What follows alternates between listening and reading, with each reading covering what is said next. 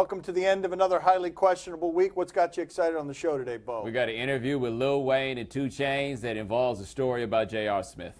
Wow. Wow. Vamos, papi. Should Colin Kaepernick really prefer the Browns to the Broncos? This is an Adam Schefter report. Keep in mind, the Browns have had 24 quarterbacks since 1999.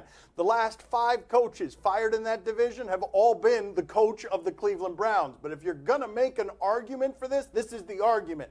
Last time Kaepernick was good, he had the belief of his coach. His coach replaced Alex Smith with him. Hasn't been good since then. He wants to be with Hugh Jackson. That would make some sense, even as the Browns fall apart all over, even as their skill guys leave and they lose in free agency. Well, also think about this for a second. We give Bill O'Brien all the credit as quarterback whisperer when the only quarterback he's really whispered to is Tom Brady. And I mean, Charlie Weiss whispered to him, and that worked also. Hugh Jackson is the guy that people think is a quarterback whisperer, and we've seen him do it with guys like Carson Palmer, but also guys like Jason Campbell. So if you're Kaepernick and you're making the long play, the guy that handles quarterbacks the best, probably the way for you to go. Small problem, though. What Hugh Jackson has going on in Cleveland is fascinating and hasn't been discussed. He's calling the plays. Ray Horton, the dude who used to have cornrows, is going to be calling the plays on defense. You add Colin Kaepernick in there at quarterback, and I'm telling you right now, the leash will not be long for you guys. The Broncos, do they need Kaepernick now that they traded for Sanchez? Oh. Yeah! Yes! Right. Hey, that's my boy Sanchez. Yes, Mark Sanchez riding in to ruin everything. Or hold a clipboard. How will you remember the Johnny Football era in Cleveland? Oh, Johnny Manziel was released by the Cleveland Browns. Remember, the Johnny Manziel era actually started after the Browns commissioned a 6-figure study to tell them what quarterback to take. It told them to take Teddy Bridgewater, and they took Johnny Manziel instead, in part because we are told a homeless man said so. That's what I think about the Johnny Manziel era right there. It was a decision made by a homeless man. I have nothing to add. I think that Johnny Football is going to stay in Las Vegas until the team relocates, you know? I think that that's going to be his next move. I mean, not a terrible theory. By the way, kid, while you're there, those hats aren't fooling anybody. When you go to the club and you put on a hat, you're not fooling anybody with that. We know it's you. Will Derek Fisher's article help him get another NBA head coaching job? After all this time, Derek Fisher's name being besmirched as being a dirty Mac, he did something for the Cauldron at SI.com to say he is in fact not a dirty Mac. He said that the discussion surrounding Matt Barnes' ex-wife and his relationship really talked about her as though she was a piece of property. On that point, he is absolutely correct.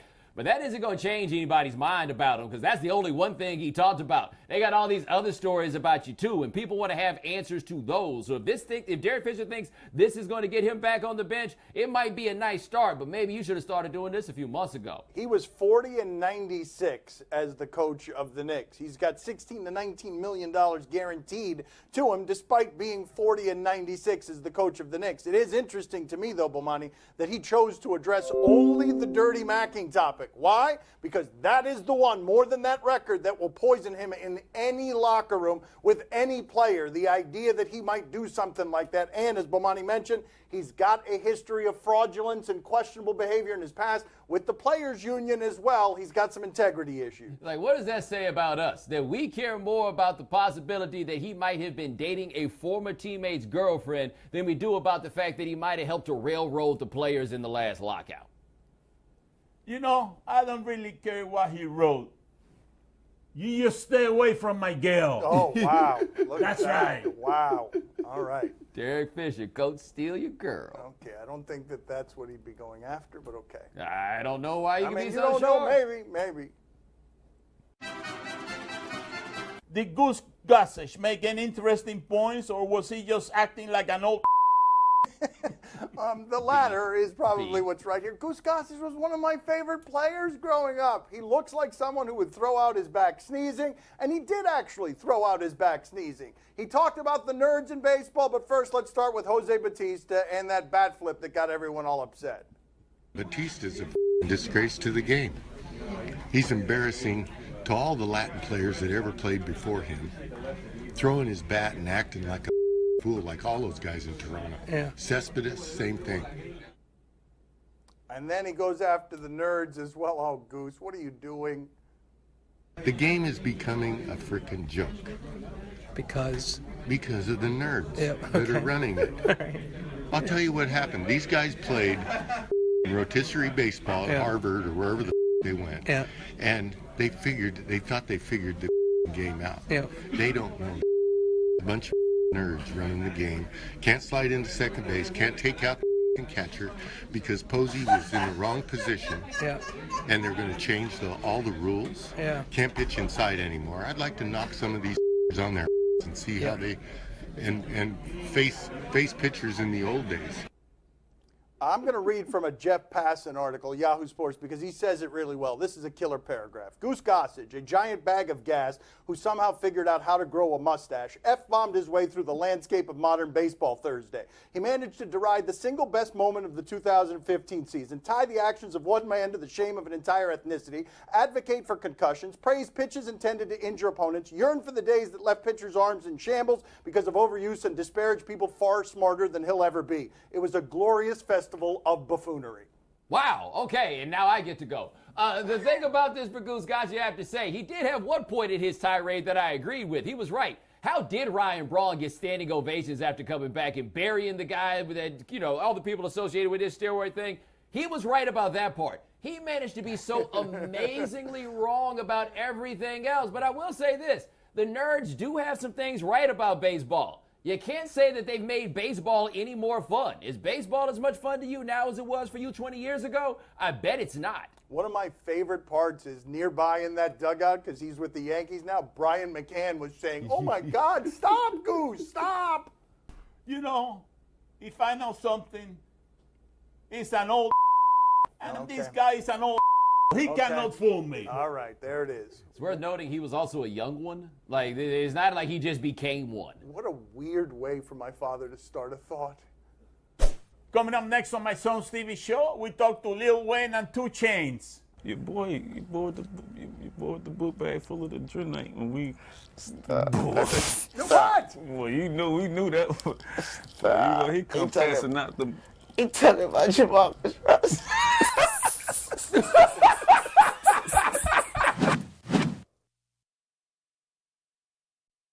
Joining us at the beach today is Lil Wayne and 2 Chainz. You know those guys. Their new album, Collard Grove, is out now on Def Jam Recordings. Let's talk to them.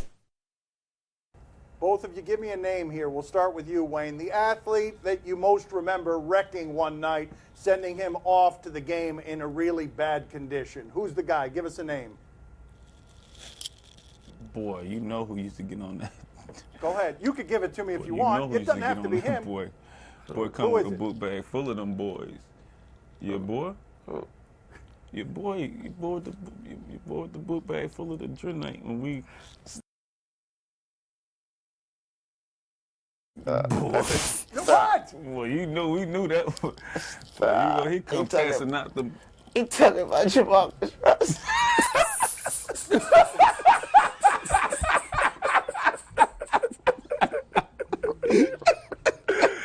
Oh man! Oh man! Why was I not expecting that? How could I not expect that after that detail? I want to talk to just Wayne because it feels like 2 Chainz is getting in the way here. Like I feel like Dude, Wayne crazy. wants to give everything up. This dude crazy. He talking about old Jay Russell. Marcus. What's my Who you boy got name for us, 2 what's, Chainz? what's my boy name that played for Memphis? That was hard. He was hard. You know who played for me? He dropped a Honda. He dropped 100. He got to the league and he played for Cleveland the year before. DeJuan Wagner. D-Wag. Oh, man. D-Wag. D-Wag was the I truth. feel like they took our question and just went somewhere else. Yeah, I think you guys took our question. You took Jamarcus Russell. I didn't mean wreck the career with your partying. I just meant one night where you sent him to the arena one day. I didn't mean you wrecked the whole career. I just meant one night. Well, we don't wreck no careers. Hold up. You mean one night that we caught them wrecked and No, they're trying to say But you one just night where part- them kind of people was kicking it that with you us and then they partied had a with them game and the you next sent them day. to the arena. So you can erase the DeJuan and all that. No, you can- breaking so an entire okay. The career. first person you said was kind of close there. yeah, okay, you could erase it. But I got you. J.R. Smith. Oh. Yeah, J.R. No, JR right, got tell the us about YM that. tattoo on his neck. Every time he shoot a free throw, you see that Young Money Yeah, you know, tattoo. JR got YM tattooed on his neck. That's my Yeah. brother for real. Yeah. Tell us about that night, Wayne. Go ahead, because you want to, because I can see it. I can see the smile on your face. No, I'm not. All I know is I'm not gonna. I can tell you about a crazy night with me and JR. So, this is very funny. He'll tell you it's true. So I was visiting a female. We was in Vegas, and and it was, I think, All-Star something like was there or something that I think that's what it was there, and we was in Vegas, and so I went to visit this person. This person I didn't know she was with him originally there already. So she told him that someone in this casino hit the jackpot. She told him that they hit the jackpot. So when you hit the jackpot, you automatically go to the biggest suite they have, and she was in the biggest suite they had. And then she was like, so she had to leave that hotel and go to another hotel. That was what she told him. Whoa. Now she told me to come over. Okay, she was there with a female friend. He was aware of that. So she told him that the female friend was still there at that hotel, but she had to relocate to another one. So I was there in the room that night. And so all of a sudden, we in the bedroom too. All of a sudden, we hear the bedroom door open, me and the female, and we like, who is coming through the door? Because her female friend was in the living room. So we like, what is she trying to get in the room for? Who comes through the door? JR with his wife beat on. So so she don't, now mind you, the female don't even know that I know JR. So when we see each other, we like, what's up? Like, what you was doing? no. Where you went tonight? You know, I was like, I was at such and such. Where you was at? She just in the bed looking like, oh my God. And so, when he left out of there. I left out of there too. So, mind you, this is the moral of the story. I was there going to see the girl. She was doing JR bad, but he was actually coming back to the room to see her female friend because she told him that she told him that she was there by herself. It was just a big old circle. 2 Chainz, that is such a better story than what you tried to do before, where you were just, oh my God. The good part about the story is that I went out the next night and I saw the girl's female friend in the club, and she was like, you know, she was wrong for doing you like that. Wow. I told her she shouldn't do you like that, and so I went home with the female friend that night. Okay. All right. You and J.R. Smith ever talk about this? I mean, that was the last conversation. Every other day. Okay, every other day. How you guys doing? Little Wayne, 2 Chainz. Are you guys doing okay? Having a lot of fun? Yes, Poppy. What's up, Poppy? Que pasa, Poppy? Yeah, we gotta hang out together.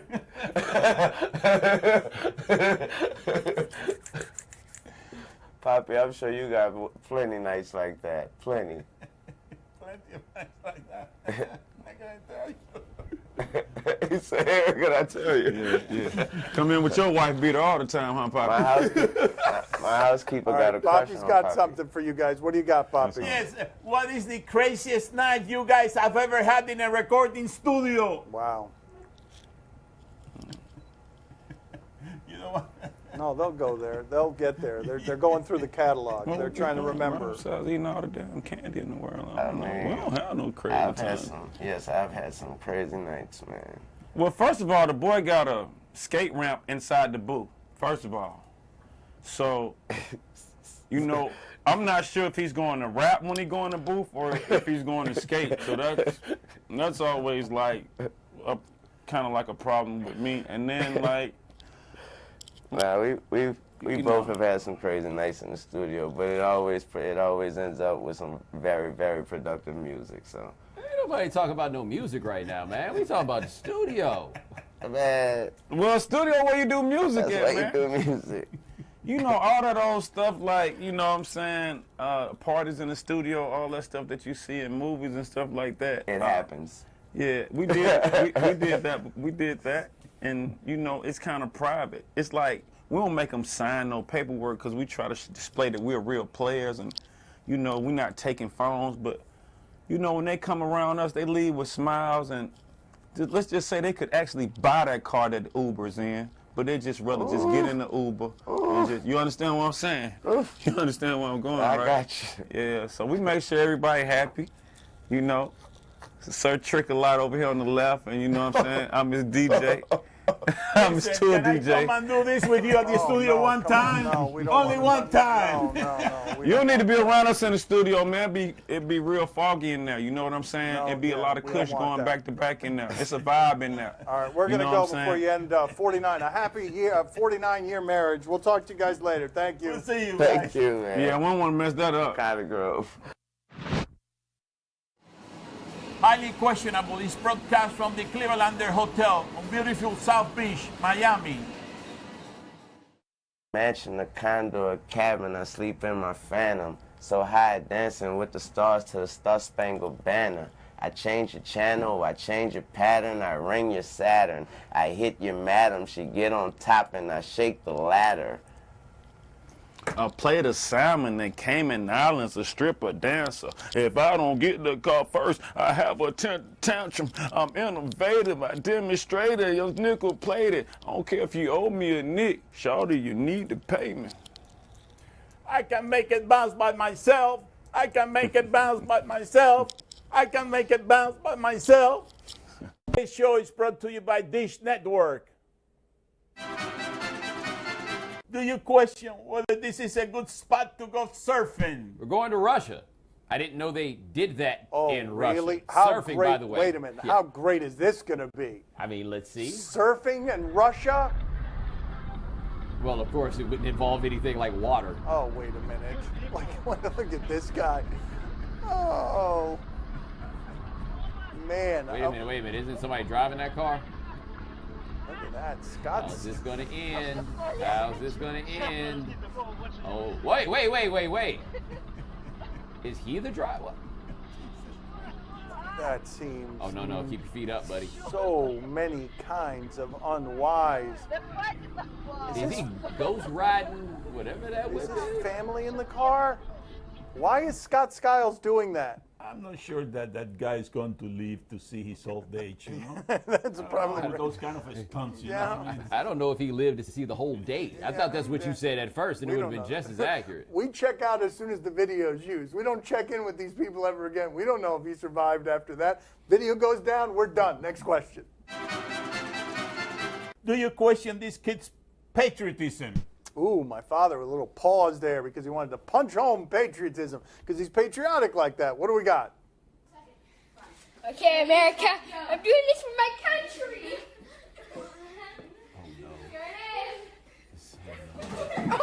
Oh, ouch. Why are you doing that for your country? What? Oh, man. And if he did it for his country, who's that kid? Like the worst nightmare of the Cold War? Oh, no. You know, I've seen something much scarier with one of those exercise balls. Oh, Oh, yeah. no, it's Steve yeah, Spurrier. it's- isn't it? That's right. Oh, There it's you have Steve it. There you Spurrier. have it. There you Oh, have it. I knew it. That is not where I thought we were going. I knew thought, that's exactly where we were going because I'm pretty frightened. I thought we were going to our physio ball library and the prank that kid pulled where he moved the physio ball from the kid who wanted to bounce on it. Nah, that wasn't funny at all either. No. Like, but Spurrier, Yes. that's like Halloween. Yeah, Spurrier was a better choice. Time to play the game that is looking for a discrete, no strings attached relationship. See? Oh no. Tell us what's on TV tonight. He'll always be intrigued. Sunday on the Discovery Channel, the season premiere of Naked and Afraid. This show, Naked and Afraid. All right. I mean, it's a great title. Let's see what we've got. Keep hearing bees. Swarms at night. I'd love to find some honey. I would love to eat honey right now. Honey's good. Bacteria doesn't grow in honey. It's like the perfect food. I found those bees. Right there. Just be careful.